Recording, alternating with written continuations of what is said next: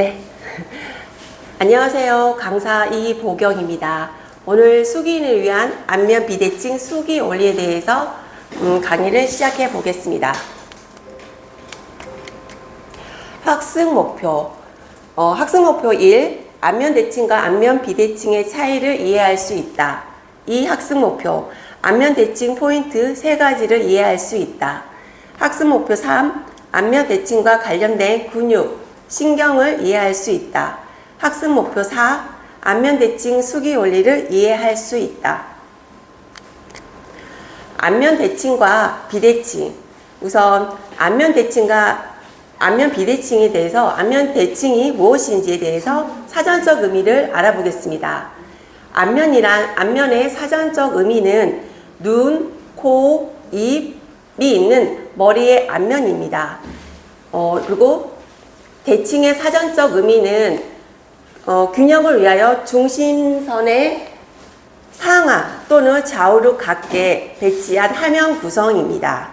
그래서 안면 대칭을 두 가지로 합쳐서 풀이를 해보면 얼굴 중심선으로부터 상하 좌우 균형이 틀어져 있는 것을 말하는 것을 얼굴 중심의 중심선으로부터 상하 좌우 균형이 이루어진 것을 안면 대칭이라고 말할 수가 있습니다. 안면 대칭의 키포인트 3가지가 있는데요. 우선 첫 번째 순환, 두 번째 균형, 세 번째 조화가 있습니다. 그래서 안면 대칭의 이런 3가지 포인트를 앞으로 차근차근 이야기를 해보겠습니다. 안면 대칭은 이렇게 저울 양쪽에 틀어져 있는 저울의 상태가 비대칭에 있는 상태가 되는 거죠. 그래서 안면 대칭은 우리가 순환이 원활하여 상하 좌우 균형이 이루어져 있는 것을 말하고, 이런 균형의 밸런스가 잘 이루어졌을 때 이제 조화가 이루어지는 거죠. 이 조화로움이 되니까 안면 대칭이 되는 것입니다. 그래서 이 안면 대칭보다 안종이 이제 비대칭이죠. 안면 비대칭은 이런 순환, 균형, 조화가 깨져 있는 상태를 안면 비대칭이라고 할 수가 있어서, 이 저울처럼 한쪽으로 틀어져 있고 한쪽으로 틀어져 있고 유착이 되어 있고 이렇게 우리가 봤을 때, 육안상으로 봤을 때 문제가 생겨져 있는 상태가 안면 비대칭이 되겠습니다. 이런 안면 비대칭의 원인은 여러 가지가 있는데, 우선 질환적인 문제는 우리가 구안화사, 안면마비 이런 것도 있고, 중추신경계에서 올 수 있는 뇌졸중 올 수 있는 안면 비대칭도 있을 수가 있고요. 근육의 문제, 우리가 근육이 650개의 근육이 잘 균형이 맞지 않고 틀어져 있는 상태가 있는 근육의 문제가 있고, 그 다음에 내신경의 문제, 우리가 근육을 지배하는 내신경의 문제가 있었을 때 문제점도 있고, 턱관절에 문제가 왔을 때, 그리고 목의 문제, 그리고 골반의 문제가 왔었을 때 우리가 안면 비대칭의 원인이 될 수가 있고, 오늘 수업에서는 근육과 내신경에 대해서 안면 비대칭에 대한 거를 이야기를 해보겠습니다. 첫 번째 안면 대칭의 키포인트 첫 번째 순환입니다. 서큘레이션이라고 하죠. 이 순환은 혈액순환을 말을 하고 있습니다. 혈액은 혈관에 90%가 들어가 있고 간과 심장에 10%가 들어가 있습니다. 그래서 우리 온몸을 도는데 장기 중에서 제일 많은 혈액이 있는 것은 간과 심장이고 되겠습니다. 그래서 심장에서 나오는 혈액이 120에 80mm Hg 압력으로 우리 몸의 전신으로 나가게 되는데, 이때 이 심장의 힘으로써 우리가 심장의 에너지로도 올라가기도 하지만, 우리가 중력으로 발이나 우리 중력적으로 아래로 내려가는 혈류는 상관없이 우리가 머리로 올라갔을 때 문제점들이 많이 생기는 거죠. 역중력의 문제이기 때문에 이런 것들을 하기 위해서는 그래서 그럴 때 많이 역중력에 있어서 이제 문제가 많이 생기는 이유가 되겠습니다. 뇌의 크기는 체중의 2%이고 내가 사용하는 산소량은 10개 중에서 2개, 20%가 우리가 뇌에서 사용을 합니다. 그래서 이렇게 사용하는 산소량이 많다 보니까 여기서 생기는 여러 가지 문제점들이 많이 생기겠죠. 그래서 10개 중에서 2개가 뇌에서 사용을 하고 7개는 장부에서 사용을 하고 그리고 나머지 하나는 우리가 손발에서 사용을 하는 거기 때문에 이 산소량이 머리에서 많이 사용한다는 것은 그만큼 머리에서 나오는 우리가 그런 안 좋은 노폐물이나 찌꺼기들이 많이 나올 수가 있기 때문에 그런 물질들이 우리가 치매를 일으키는 베타 아밀로이드나 타우 단백질 이런 것들이 많은 영향을 일으키기 때문에 우리가 수기적으로 순환에서도 많이 중요한 이유가 되겠습니다. 그래서 머리로 올라가는 혈액의 양에서 우리가 올라가는 것도 중요하지만 내려오는 혈액이 많이 중요하기 때문에 올라가는 혈관 동맥보다 내려올 수 있는 정맥의 크기가 뇌에서는 정맥의 크기가 훨씬 더 큰 이유가 그 이유가 되겠습니다. 경동맥을 통해서 이제 올라가는 경동맥을 통해서 흉쇄유돌근 안쪽에 있는 경동맥을 통해서 80%가 우리가 뇌로 이제 올라가는 것이고 나머지 20%는 추골동맥을 통해서 올라가고 있습니다. 그래서 우리가 양쪽에서 혈액이 머리로 20%의 양을 차지를 하는 거기 때문에 여기서 이제 문제가 생기고 혈류가 제대로 되지 않다 그러면 문제가 생기는데 윌리스 서클이라 그래가지고 어느 한쪽이 많이 막혀 있다 하더라도 전혀 문제가 생기지 않고 머리에 내 쪽에 혈류량이 잘 공급이 될 수 있는 것은 이 윌리스 서클이기 때문입니다. 경동맥이 올라가면서 경추 4번에서부터 우리가 갈라져서 외경동맥과 내경동맥으로 나눠져 있는데 이 내경동맥은 우리가 바로 뇌 안쪽으로 들어갈 수 있는 혈액양입니다. 그리고 외경동맥은 바깥쪽으로 흘러가는 혈액이죠. 그래서 내막이나 얼굴의 근육, 그 다음에 갑상선, 턱 주변, 그리고 얼굴 전체와 두피 쪽으로 흘러가는 외경동맥이 우리 이제 얼굴에서도 많이 중요하기 때문에 경추 4번부터 분지가 나눠져서 나가는 이 혈액, 여기 보시면 여기 나가서 내경동맥이 안쪽으로 들어가고 외경동맥이 여기 전체 두피나 얼굴 쪽으로 흘러가고 있다는 것을 이 그림에서도 같이 볼 수가 있습니다. 그래서 이렇게 이제 안면 기대층에서 우리가 근육 쪽으로 많이 이제 보면은 모상건막이 있죠. 우리가 두피를 전체 두개골로 싸고 있는 모상건막이 있는데 이 모상건막은 우리가 우리 수기인들이 할 수 있는 첫 번째 아주 시작점이라고 할 수가 있죠. 그래서 내가 한 군데를 풀어서 몸을 좋아질 수 있는 곳이 어디냐고 물어본다면 단연권도 이렇게 모상건막이라고 할 수가 있습니다. 모상건막에는 정점에 있는 백회가 있는 거죠. 백회를 기점으로 해서 전신으로 근막이 붙어 이렇게 계속 연동, 영향을 주면서 하는 거기 때문에 우리 수기인들한테 아주 중요하고 그다음에 이 근막을 푸는 시작점이 이 모상건막에서부터 시작이 됩니다. 이 모상건막을 보면은 앞에는 후두근, 전두근, 그 다음에 옆에는 측두근, 뒤쪽에는 후두근과 같이 연결이 되어 있기 때문에 전체적인 얼굴을 관리해서 시작점이라고 할 수 있는 이 모상건막이 매우 중요하고 그리고 우리 두피가 1mm만 쳐줘도 얼굴이 1cm가 아래로 처진다고 해서 아주 중요한 우리 수기인들한테서 특별하게 필요한 이유가 이 모상건막을 이제 풀어주는 게 되겠습니다. 그리고 흉쇄유돌근. 흉쇄유돌근 우리가 옆으로 했을 때 보이는 이 흉쇄유돌근이 있는데 이 흉쇄유돌근은 목과 얼굴의 어머니라고 많이 불려져 있고 흉골과 쇄골, 유황돌기에 붙어져 있어서 흉쇄유돌근이라는 용어가 붙어져 있습니다. 이 흉쇄유돌근은 경추뼈에 붙어 있지 않은데 목에 신전과 굴곡, 회전에 많은 영향을 줄 수 있는 게 이 흉쇄유돌근입니다. 그리고 내신경 11번, 부신경에 이제 지배를 받고 있어서 승모근과 함께 우리가 호흡의 보조 근육이라고 할 수 있는 이 흉쇄유돌근이 있습니다. 그리고 경동맥, 우리가 머리나 얼굴 쪽으로 가는 혈액의 80%가 경동맥이 영향을 주는데, 경동맥을 통해서 올라가는데, 이 경동맥이 이 흉쇄유돌근 안쪽에 있기 때문에 흉쇄유돌근이 잘 뜯어서 관리하는 것이고, 그리고 얼굴에서 일어나는 모든 문제점들이 있죠.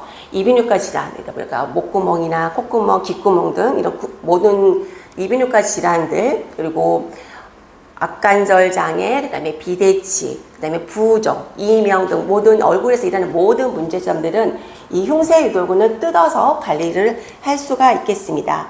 그리고 흉쇄 유돌근은 한쪽에서 보면 이렇게 따로 있다고 생각하지만 뒤쪽으로 우리가 시옷봉합이라 해서 난다봉합으로 해서 연결이 되어 있기 때문에 두 개의 흉쇄 유돌근 좌우 대칭 또한 우리 얼굴의 비대칭에서도 아주 중요한 이유이고 그다음에 여기서 흉쇄 유돌근이 경동맥의 80%가 올라가는 부위이기 때문에 주의할 때 사항은 우선 고혈압 환자, 그다음에 저혈압 환자, 고지혈증 환자 이 여러 가지 혈액과 관련되어 있는 환자들 같은 경우는 갑자기 혈류량이 갑자기 내 쪽으로 많이 쏠리게 되면 문제점들이 생기기 때문에 바로 흉쇄 유돌근을 푸는 것보다 사지 쪽, 그러니까 손과 발 쪽을 먼저 혈액순환 가게끔 도와준 다음에 이 흉쇄 유돌근을 같이 그냥 풀어주는 걸 뜯어서 관리하는 것이 매우 효과적입니다.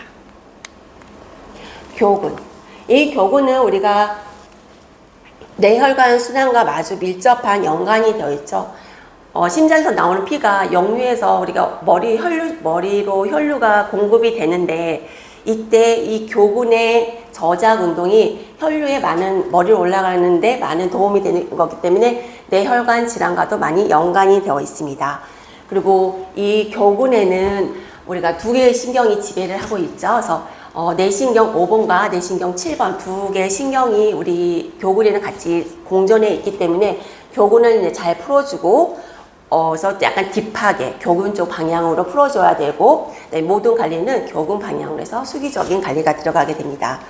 이 교근에서 문제점들은 턱관절에 문제가 생기고 부종 교합에 이제 문제가 생겼을 때 이 교근도 같이 이제 풀어주는 거고 이 교근은 하루에 1000번에서 2000번 정도 이렇게 저작 운동을 많이 하는 거죠. 그렇게 함으로써 뇌혈관 혈액순환에도 많은 도움이 되는 것입니다. 그래서 사각턱이나 구안하사, 비대칭에도 많은 영향을 주는 이 교근이 풀어주는 거고 인체의 마지막 피로 근육이라 그래서 우리가 끝날 때까지 우리가 거의 사는 동안에는 계속 먹고 씻고 계속 저작 운동이 일어나는 거죠. 그래서 이 작은 근육이긴 하지만 마지막까지 우리의 근육의 힘을 알 수 있는 것이 교근입니다. 그래서 할머니나 할아버지들 나중에 이 치아 쪽이 많이 떨리고 약해져 있을 때는 이 교근이 마지막 피로 근육이기 때문에 이미 여기가 약해져 있다는 것은 이미 다른 쪽, 손발, 다른 심장과 멀리 떨어져 있는 다른 근육들도 당연히 근육의 힘이 떨어져 있기 때문에 이 교근을 계속 우리가 껌을 씹어서라도 계속 해서 교근의 운동도 높여주고 그리고 머리 쪽으로 올라가는 뇌혈관 질환, 뇌혈관 순환에도 많이 도움을 줄 수 있게끔 교근은 계속 자극을 시켜주는 것이 훨씬 효과적입니다.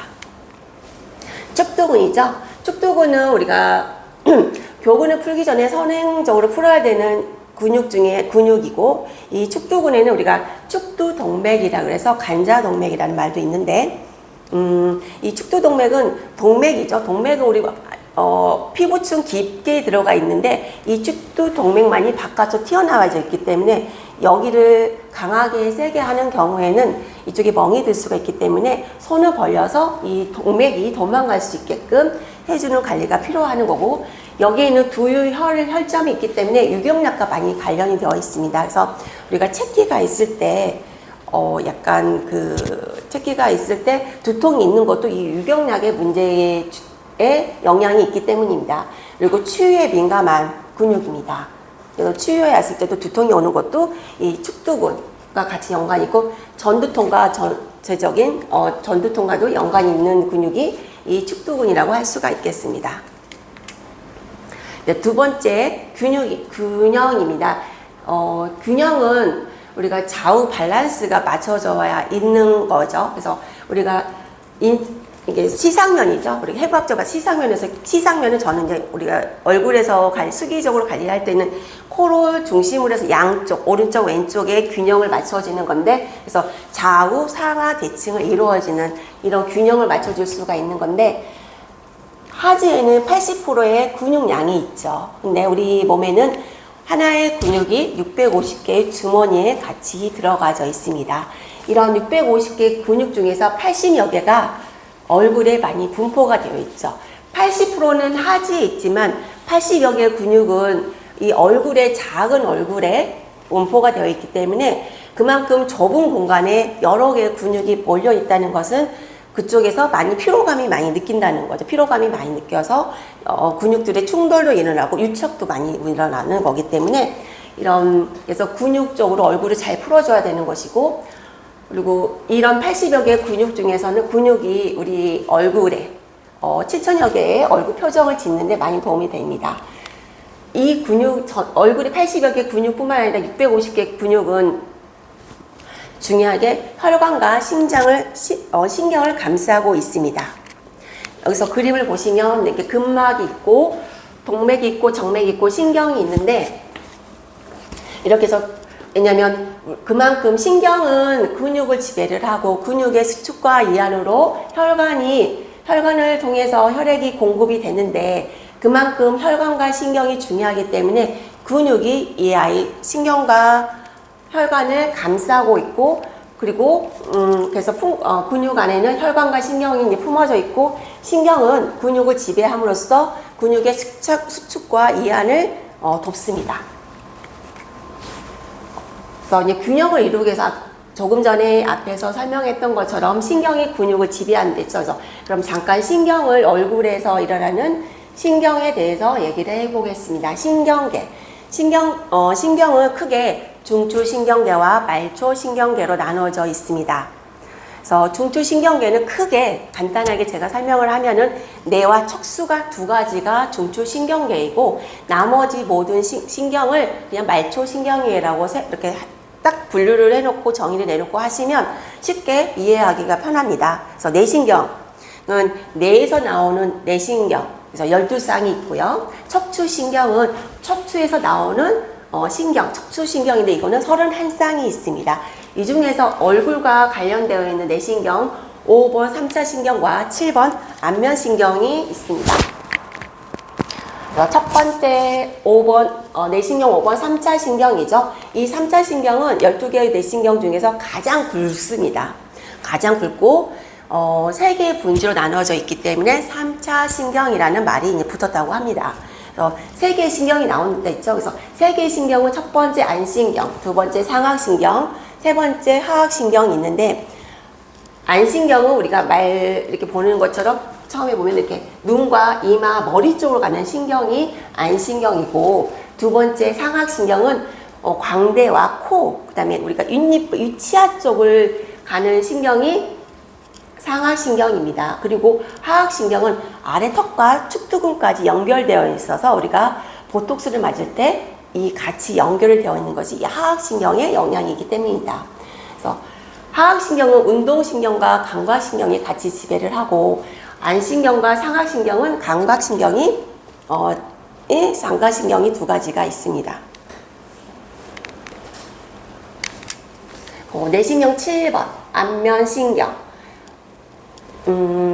얼굴 전체에 분포가 되어 있죠. 그래서 표층에 있는 신경이 이 안면신경이고, 80여 개 근육 중에서 7천여 개의 표정을 짓는 게 거의 안면신경에 영향을 받게 되겠습니다. 그래서 질환 쪽으로 우리가 벨마비, 구안화사, 안면마비 같은 경우는 이런 안면신경에 영향을 많이 주로 받는 신경입니다. 이 안면신경의 기능은 안면에 있는 표정 근육을 담당하는 신경이 되겠습니다. 그래서 여기는 5개의 신경을 나눠서 얼굴 전체 분포가 되어 있는데, 축두신경, 광대신경, 협측신경, 하악신경, 경추신경으로 분포가 되어 있어서 얼굴 전체에 분포되어 있습니다.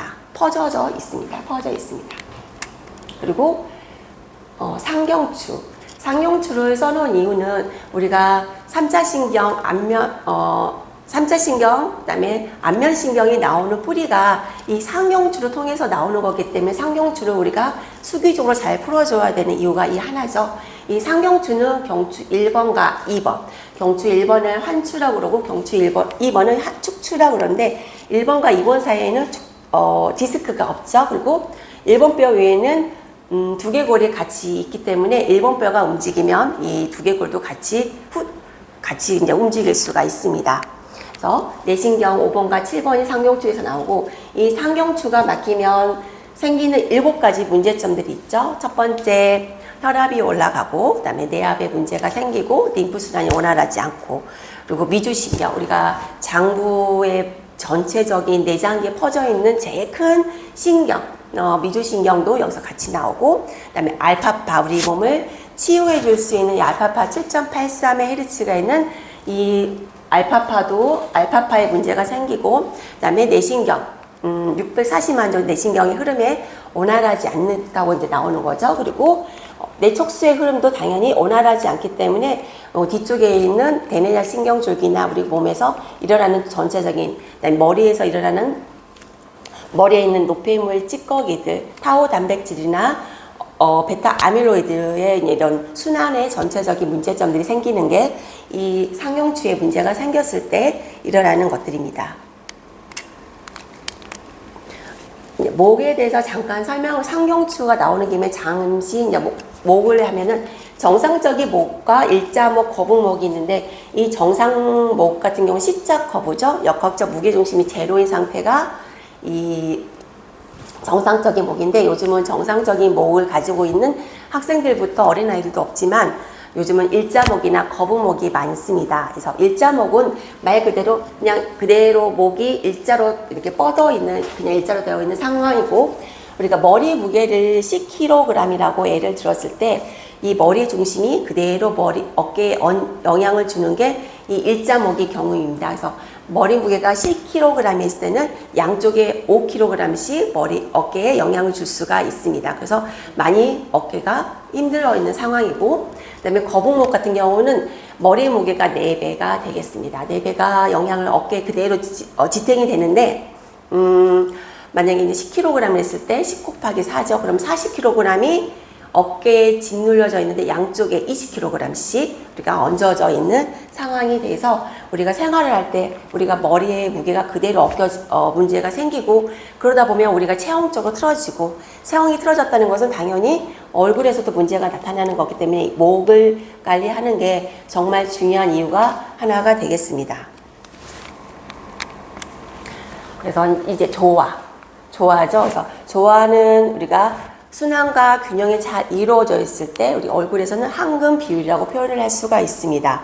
이 황금이라는 단어를 쓰는 이유는 녹이 슬지 않는 특성과 가치의 기준 및 값비싼 것의 아름다움을 상징하는 가장 적절하기 때문에 사용돼서 이 황금이라는 단어를 사용을 했고, 황금 비율은 규칙성이 있습니다. 그리고 안정적인 조화를 이루기 때문에 이런 황금 비율이라는 용어를 많이 사용을 합니다. 이 황금 비율은 1과 1.618의 비율인데, 우리가 상, 중, 하 이렇게 3등분을 나눴을 때 이마까지는 1, 이마, 눈썹, 이마에서 눈썹, 눈썹에서 이 턱까지 길이가 1.618 비율일 때 황금 비율이라고 할 수가 있습니다. 이 황금 비율은 얼굴에서 인체뿐만 아니라 건축물, 그다음에 예술품에서도 많이 사용을 합니다. 그래서 이 밀로의 비너스 상의 경우도 보면은 이 배꼽을 기준으로 위에는 1, 아래로 1.618의 비율로 해서 안정적으로 아주 아름다운 예술품이라 해서 전시되어 있는 밀로의 비너스 상도 황금 비율에 잘 맞춰져 있는 예술품입니다. 그래서 황금 비율은 이렇게 예술품, 건축물, 우리 얼굴에서 뿐만 아니라 일상생활에서도 많이 사용하는 게 이 황금 비율입니다. 그래서 우리가 주로 하나씩 갖고 다니죠. 신용카드, 그리고 우리가 많이 사용하는 A4 용지, 휴대폰의 크기, 이런 것들도 다 황금 비율에 맞춰져 있습니다. 황금 비율, 안면 대칭을 이루는 황금 비율은 제가 이렇게 그림으로 나눠져 봤는데, 세로는 이렇게 5등분으로 나눠져 있습니다. 1, 2, 3, 4, 5. 그리고 가로로는 3등분으로 나눠져서 안면 대칭이 되어 있습니다. 그래서 서로 이렇게 교차점이 있죠. 이렇게 보면 교차점이 있는데, 이 교차점에서 사실은 많은 문제점들이 일어나게 됩니다. 그래서 교차점에서 문제가 생기고, 그러면 이 교차점은 사실 이렇게 보시면 우리가 알고 있는 많은 무엇과도 많이 관심이 비슷하죠. 그래서 이것은 봤을 때 우리가 경락상에서 나오는 혈전과 거의 많이 유사합니다. 그래서 영양혈, 여기서 보시면 인중 있고 승장 있고 그 다음에 여기 옆에는 표시가 안 되어 있지만 영양혈도 있고, 그리고 정명과 찬주 이런 혁거, 그 다음에 대형 이런 혈들 중심으로 해서 문제점들이 보통 많이 일어나게 되는 것입니다. 그래서 이 혈점만 우리가 잘 눌러서도 수기적으로 우리가 조화로움이 이루어질 수 있고 우리가 얼굴의 대칭에 많은 영향을 줄 수가 있는 거기 때문에 수기적으로도 아니면 셀프로도 충분하게 풀 수 있습니다.